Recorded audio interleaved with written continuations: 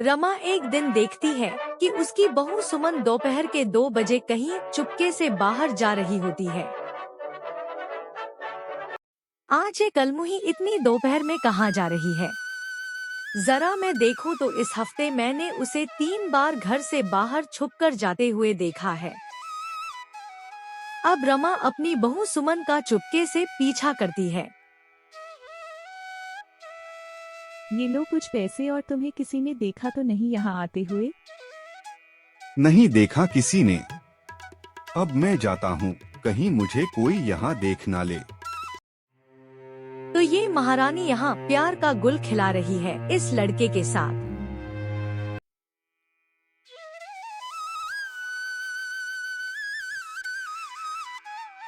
अब सुमन घर जाकर किचन में खाना बनाती है। मुझे ये बात सारी जल्द से जल्द मेरे बेटे राघव को बतानी होगी कि उसकी बीवी क्या कर रही है उसके पीठ पीछे, लेकिन मुझे उसके लिए कुछ सबूत इकट्ठा करने होंगे। माँ जी चलिए खाना खा लीजिए। बहू जरा ये तो बता, तू आज दोपहर को कहीं बाहर गई थी क्या? अब सुमन घबरा जाती है रमा की बातें सुनकर और धीमी आवाज में बोलती है। नहीं माँ जी, मैं कहीं भी तो नहीं गई थी, घर में ही थी। क्यों, आप ऐसा क्यों पूछ रही हो? कुछ नहीं बेटा, मुझे तू दिखी नहीं ना घर पे, इसीलिए पूछा। अब दोनों सास बहू खाना खाकर सो जाते हैं।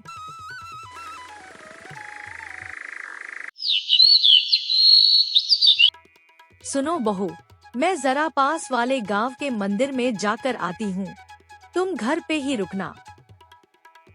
ठीक है माँ जी, जल्दी आइएगा। सास के जाते ही सुमन फिर से उस लड़के को मिलने जाती है और साथ में कुछ पैसे भी उसे देती है। अब सुमन को पता नहीं होता कि उसकी सास उसका पीछा कर रही है। क्यों री, मेरी बेटे की कमाई तू इस आवारा लड़के पे उड़ा रही है? बता, कब से चल रहा है तुम दोनों का चक्कर? ऐसा कुछ नहीं है माँ जी, आप गलत समझ रही हो। मैं गलत समझ रही हूँ? तू घर चल, तुझे बताती हूँ। अब देख, रमा सुमन को घसीटते हुए घर लेकर जाती है। माँ जी, मैं आपके पैर पड़ती हूँ, ऐसा कुछ मत कीजिए। मेरे मन में मनोज जी के सिवा कोई और कभी आ ही नहीं सकता।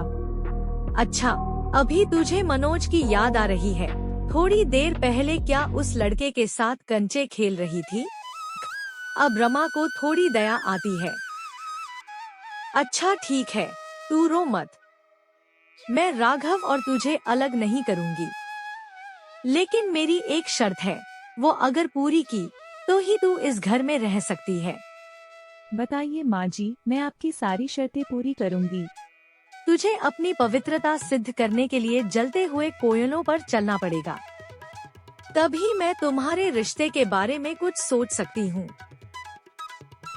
सुमन घबरा जाती है और मन ही मन सोचती है, हे माँ, अब मैं क्या करूँ?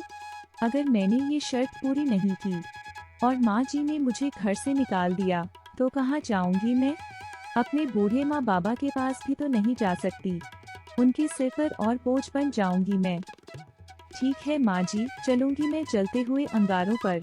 अब सुमन अंगारों पर चल तो जाती है, लेकिन दर्द से चक्कर खाकर नीचे गिर जाती है। तभी मनोज और उसके साथ एक लड़का घर आते हैं।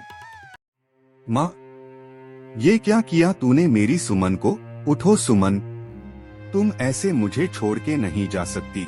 माँ जी, सुमन दीदी और मेरा कोई चक्कर नहीं चल रहा। वो तो मेरी माँ बीमार थी, इसलिए दीदी मुझे पैसे देती थी। हाँ माँ, मैंने ही सुमन से कहा था तुमसे। हे भगवान, ये क्या कर दिया मैंने? मेरी बहू तो इतनी अच्छी और पवित्र है, ये क्या पाप कर दिया मैंने? हे भगवान। मनोज और रमा की आवाज सुनकर सुमन होश में आती है। धीरे धीरे उसकी आंखें खुलती हैं और वो कमजोरी से मनोज का हाथ पकड़ लेती। बहू, तुझे होश आ गया? माफ कर मुझे बहू, मैं नादानी में कितना बड़ा पाप कर बैठी। कोई बात नहीं माँ जी, आप मेरी माँ जैसी हैं, मुझे आपसे कोई शिकायत नहीं है,